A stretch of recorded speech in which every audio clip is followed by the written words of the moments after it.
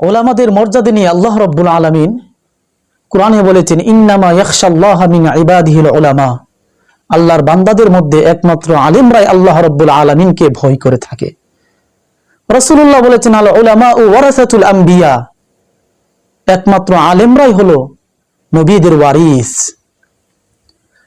সহিহ বুখারী অস্তিত্ব হওয়ার আগে পৃথিবীতে যে সবচেয়ে সর্বপ্রথম যে হাদিসের কিতাব অস্তিত্বে এসেছে সেটা হচ্ছে সুনান দারিমি। সেই সুনান দারিমিতে ইমাম দারিমি আলাদা একটা বাব এনেছেন, বাবুল ইক্তিদা বিল উলামা, আলেমদের অনুসরণের অধ্যায়।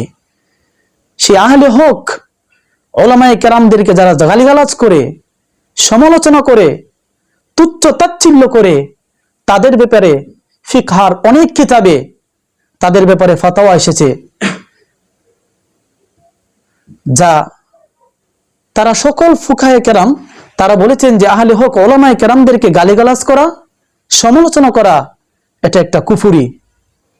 যেমন ফতোয়া এসেছে আল বারিকাতুল মাহমুদিয়া আলা শারহি তারিকাতিল মুহাম্মাদিয়া, এবং ইফতা ডিপার্টমেন্টের যেটা নেসাবভুক্ত কিতাব আল আশবাহ ওয়ান নাজাইরে সুস্পষ্ট সেখানে মতন এসেছে, আল ইস্তিহজাউ বিল ইলমি ওয়াল উলামাই কুফরুন।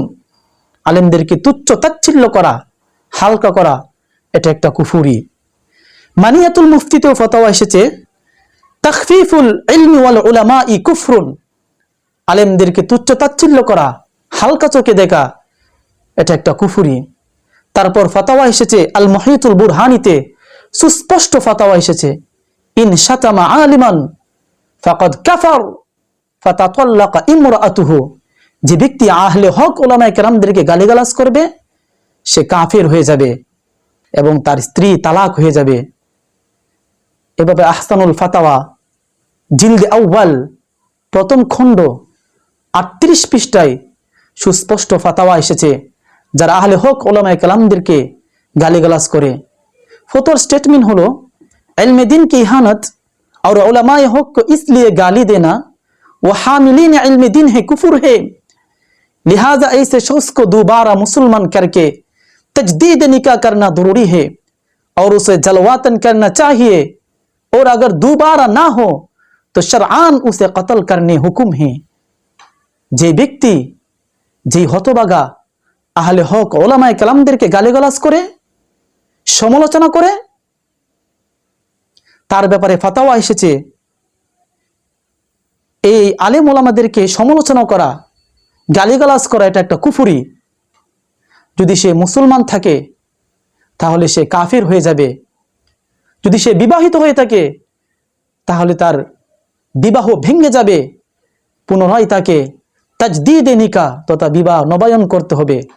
আর যদি পুনরায় দ্বিতীয়বার সে মুসলমান না হয় তাহলে ইসলামী শরিয়া আদালতের যদি স্টেট থাকে তাহলে তার উপর আবশ্যক হলো, কাজীর উপর আবশ্যক হলো, বিচারকের উপর আবশ্যক হলো তার দেহ থেকে তার গর্দানটা উড়িয়ে দেওয়া।